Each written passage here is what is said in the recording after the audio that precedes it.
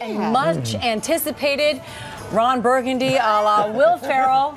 We just can't wait to hear what you have to say. Make us laugh.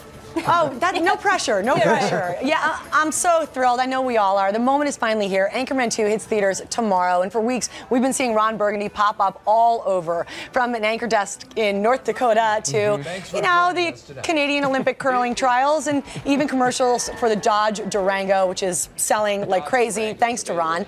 Right now, I'm here with the man behind the amazing mustache, Will Ferrell. Welcome to Good Morning America. Thank you. Thank you so much for having me. And thank you for doing the promos in character as Ron. Oh, yeah, that was hysterical. Fun. That was great. It made us all wonder, how would Ron fare on Good Morning America? Well, like he said in one of the promos, he would have no idea that you have to start so early. Yeah. He would think Good Morning America. His morning starts at about 11. Yeah. So, yeah, he'd be late for the very first day. But and unapologetic. Unapologetic and probably smelling of scotch. Yes. Yes. And what's the problem? Because I smell a lot of scotch around a lot of the crew members. Yeah. Yeah. How has it been for you? You've immersed yourself in character, not only in doing the movie, but now in promoting the movie for months and months. How has that been for you? You know, this movie presented itself with a unique opportunity, and I love kind of performing as Ron Burgundy. And so when we had our first marketing meetings with the studio, I kind of put it out there that I'd be up for doing a lot of stuff in character. And it's great. It kind of tells the story of the movie in a different way without having to just do the standard interview thing. And it's everything we've done has been unique in its own way, and people have loved it. Yeah, and we use the clips all the time. Exactly. The news itself, all the news outlets give us a whole second wave of promotion because they show all the stuff. I'm glad you mentioned that. Yeah. Do you find a subtle irony or not so subtle irony in the fact that the news, we love the movie, and yet there are some not so subtle jabs? Yes, it's it's not a subtle irony at all that Ron Burgundy is celebrated by the media itself, and he's a horrible journalist. He would never be hired by anyone in real news. But I think in a way, all the news outlets like to know that they're still being looked at and paid attention to. Right.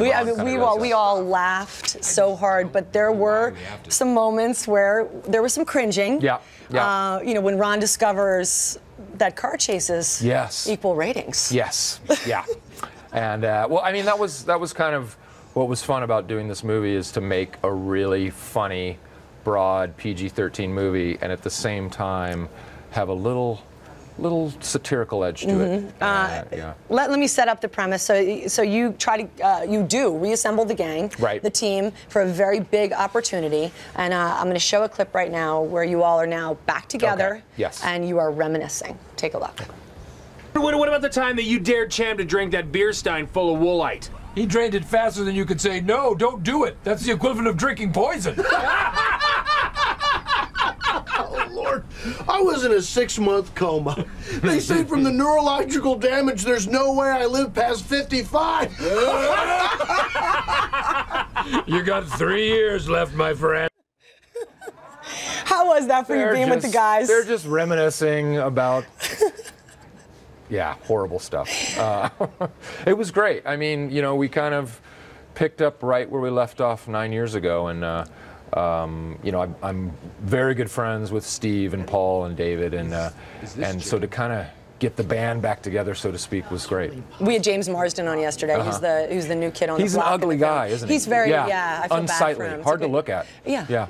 And you definitely enjoyed poking fun at that, but he was telling us about literally 20-minute takes that you and Adam McKay, the director, would just let it roll. Well, and that's one of the great things about shooting on digital, is you can just go for literally 20 minutes, and it's a great tool for improv and comedy and that sort of thing. And we actually have an alternative cut of the movie that'll probably be on the DVD with 300 brand new jokes. Oh, my. And trying to keep it together, I imagine was... No, it's impossible. But that's the fun of, it's working well. And I think you can, that joy in performing translates on the screen. Your co-star, another co-star, Baxter, the dog, has been with us all morning. Yes. Baxter is coming here with some questions from fans. Oh, okay. Well, I'm surprised because he would not talk to me all morning. Well, he's a little jealous. Yeah. But Baxter, thank you so much. Baxter has a card that reads, Ron Burgundy, please tell us the secret to such great hair. Oh, the secret to such great hair. Well, you gotta condition. Conditioning is everything. Yeah. A leave-in conditioner, if you can find one. Yeah. And get at least 15 hours of sleep a night. Well, that's minimum. That really, teases the hair follicles. Yeah. You've said that Ron Burgundy is based on Mort Krim. Well, that was the initial idea for the first movie, is watching Mort kind of talk about his relationship with Jessica Savage and way back in the day, and I did kind of pattern a little bit off of his voice, and I thought it was funny that here he was. He'd been retired for years, and he still spoke like a newsman. Yes, he did. And so Ron, there's a little shade of Mort. Anybody today that embodies the spirit?